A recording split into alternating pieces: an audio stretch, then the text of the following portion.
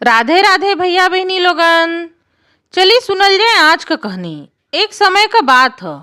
एक गांव में 7 भाई एक साथे रहत रहनन। 6 भाई तो खूब मेहनत करे वाला रहनन, लेकिन जोन सबसे छोटका भाई रहल जेकर नाम माधव रहल, वो महा आलसी रहल। वो कौनो भी काम न करल चाहे। ओकरे आलसपन के कारण ओकर 6 भाई हमेशा उसे नाराज ही रहे। ओके कितना बार समझौनन कि कुछ न कुछ काम करे के चाही, बिना काम कैले तो गुजारा ना हो सकेला।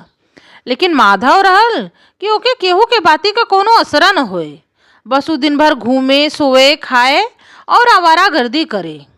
एक दिना बड़के भाई के बड़ा गुस्सा आयल। वो अपने मेहरारू से कहलस कि आज सांझे के अगर माधव घूम फिर के अइहन तो उनके खाना जिन दिहा। सांझ भयल। जब माधव घूम घाम के घरे अइनन तो अपने भौजी से खाना मंगनन। भौजी कहनी कि तोहरे बदे घरे में खाना ना ह। भौजी का बात सुन के माधव एकदम गुस्से से लाल पियर हो गयल। आज तक ओकरे साथे ऐसन व्यवहार कब्बो ना भयल रहल। माधव अपने मन में फैसला कैलस कि अब हम ए घरे में न रहब। जौने घर में हमारी इज्जता नहीं, हमें ओ घरे में न रहे के चाही। हमें अपन भाग्य कहीं और जाके आजमावे के चाही। यह सोच के दूसरा दिन सवेरे वो अपन घर छोड़ के चल देहलस और जोन पहला सड़क ओके दिखाइल वही पे सीधा वो चलत गयल। चलत चलत सांझ हो गयल। अब माधव थक गयल। अब उसे चलब भारी होए लगल। तो इधर उधर देखे लगल कि कत्तो रात रुके का जगह मिल जाए। समनवा ओके एक बड़ा सा गांव दिखायल। माधव वही गांवे में चल गयल। वो गांव में ओके एक लोहार मिलल। वो लोहरा ओके अपने घरे ले गयल, खाना खिलस और राते के सुत्ते का जगह भी दिलस। दूसरे दिना लोहरा कहलस कि तू काम के तलाश में कहाँ कहाँ भटकबा। ऐसे तो अच्छा यह है कि तू हमरा घरे रहा और हमरे काम में हमार मदद करा। वैसे भी हमें एक आदमी चाहत रहल जोन की हमार मदद करे। माधव लोहरा का बात खुशी खुशी मान लेहलस। अब वो लोहरा के घरे में रह के वही का काम सीखे लगल। धीरे धीरे समय बीतल और माधव एक कुशल कारीगर बन गयल। ओकर काम देख के लोहरा इतना खुश भयल कि अपने एकलौती बिटिया का बियाह माधव से कई दिलस। लेकिन बियाह होता माधव का रंग ढंग बदल गयल। वो फिर से अपने आदतन पे आ गयल और काम करे से साफ मना कई दिलस। वो बस घरे में बैठ के खाए पिए और आनंद से अपने मेहरारू के साथे रहे। लोहरा उसे कई बार कहलस कि चल के काम करा, लेकिन अब लोहरा का के सुने। धीरे धीरे लोहरा का क्रोध बढ़े लगल। कासे घरे बैठल माधव के महीनन बीत गयल। अंत में लोहारो सोच लेलस कि अब बहुत हो गयल, अब और हम बिटिया दमादे के बैठा के न खियाइब। वो माधव से कहलस कि अब तो अपने मेहरारू के लेके हमरे घरे से निकल जा और कत्तो और जाके कमा खा।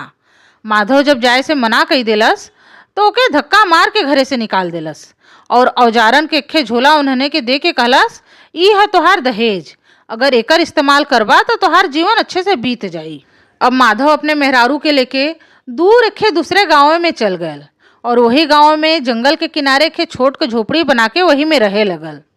कुछ दिना तो उन्होंने के लगे जो थोड़ बहुत पैसा रहल वही से गुजारा चलल। लेकिन जब वो खत्म हो गयल तो भूखा मरे का नौबत आ गयल।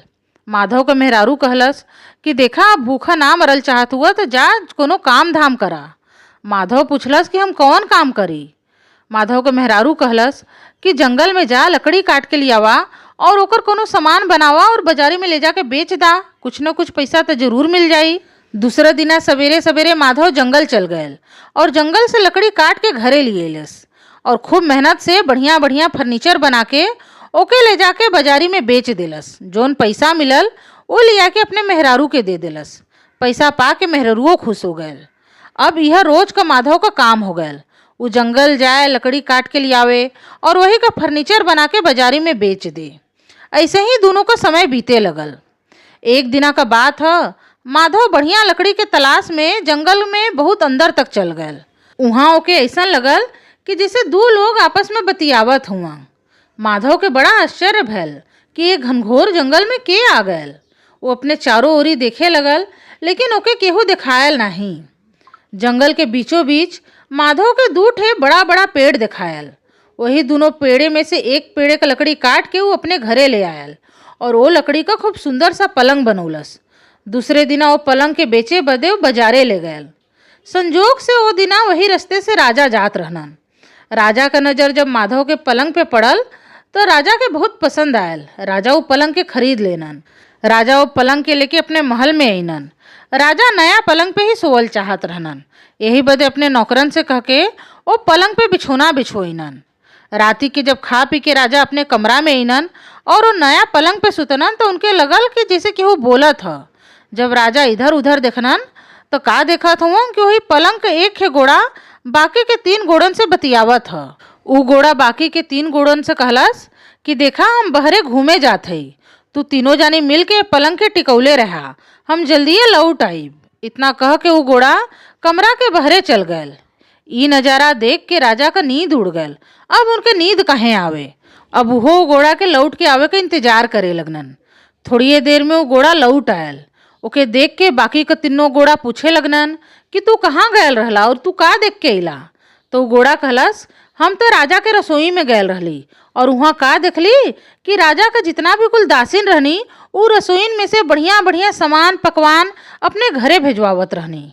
तबले दूसरका घोड़ा कहलस कि अब तू तीनों जानी मिलके पलंग के टिकौले रहा, अब हमहू तनी बहरे जाके घूम के आवत हई। इतना कह के वो घोड़ा कमरा से बहरे चल गयल और थोड़ी देर में वापस आई के अपने जगह पे जम गयल। ओके देख के बाकी के 3 घोड़ा पूछे लगनन कि तू कहाँ गयल रहला और का देख के आयल रहला। तो दूसरका घोड़ा जवाब देहलस कि हम तो गयल रहली राजा के शाही खजाना में और वहाँ का देखली, हम देखली कि राजा के शाही खजाना का भंडारी बड़ा मजा से राजा के शाही खजाना में से हाथ साफ करत रहल।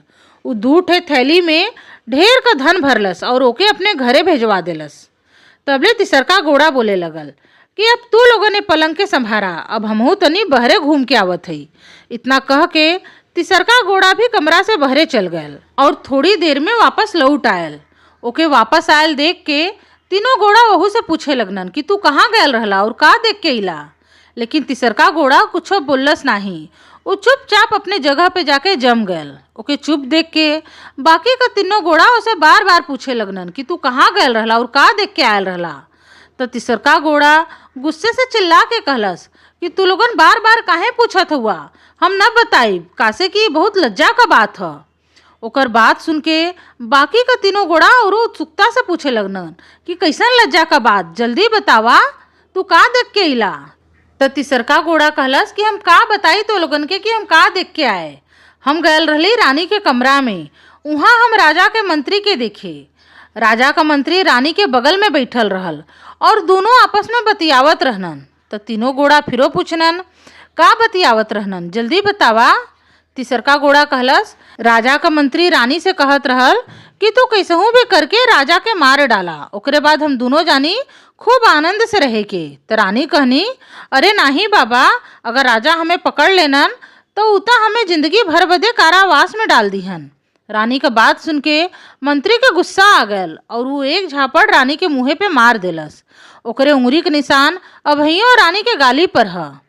तीसरका घोड़ा का बात सुन के बाकी का 3 घोड़ा बड़ा अचरज से कहनन कि अरे राजा का मंत्री और रानी मिलके कितना भयंकर षड्यंत्र राजा के खिलाफ रचत हुआ। राजा कुल घोड़न का बात बड़ा ध्यान से सुनन। सच्चाई जान के राजा के बड़ा दुख भयल। जब राजा से ना रह गयल तो उठ के सीधा रानी के कमरा में गईनन। वहाँ रानी के गाली पे लाल निशान देखनन तो रानी से पूछनन कि तोरे गाली पे का भयल ह। राजा के प्रश्न से रानी डरा के चौंक गईनी और उ कहनी अरे गाली पे, हाँ हमरे गाली पे खरोच लग गयल ह। रानी का जवाब सुन के राजा तुरंत अपने सैनिकन के बुलोइनन और आदेश देनन कि मंत्री भंडारी और राजमहल के दासिन के तुरंत हमरे सामने पेश करल जाए। फिर राजा मंत्री और रानी के जिंदगी भर बदे कारावास में डलवा देनन। भंडारी और दासिन के भी सजा का आदेश देनन। राजा के जे पलंग बेचले रहल ओ आदमी का राजा धन्यवाद कह के इनाम देवल चाहत रहनन। राजा बहुत खोजवैनन पर वो आदमी का पता ना चलल। तो राजा पूरे राज्य में घोषणा करवा देनन कि जे भी राजा के पलंग बेचे रहल वो तुरंत राजमहल में हाजिर होए। जब माधव राजा का घोषणा सुनलस तो डरा गयल कि लगत ह कि पलंग में कोनो नुक्स रह गयल, यही से राजा हमें खोजवावत हुआ। अब डर के मारे माधव अपने घरे में से ही न निकले। बहुत खोजत खोजत राजा के सैनिकन के माधव के बारे में पता चलल। राजा का सैनिक माधव के पकड़ के राजा के सामने ले गईनन। माधव के देख के राजा कहनन कि ये अद्भुत पलंग के तू हमें बेच के हमरे ऊपर बहुत बड़ा एहसान कइला, तोहार पलंग हमार जान बचा लेलस। हम तोके इनाम देवल चाहत हई। हम इनाम में तोके ढेर सारा जमीन और बड़ा सा घर देब। राजा का बात सुन के माधव आश्चर्यचकित रह गयल। राजा के भेंट बदे माधव राजा के धन्यवाद कहलस। ओकरे बाद अपने मेहरारू के साथे राजा के देवल घरे में आनंद पूर्वक से रहे लगल। तो बंधुजन, ई रहल आज का कहानी। उम्मीद है आप लोगन के आज का कहानी पसंद आयल हुई। कहानी पसंद आयल है तो ये वीडियो के लाइक करके हमरे चैनल के सब्सक्राइब कर लीहन। अब आप लोगन से मिलब अपने अगले वीडियो में। तब तक बदे राधे राधे, धन्यवाद।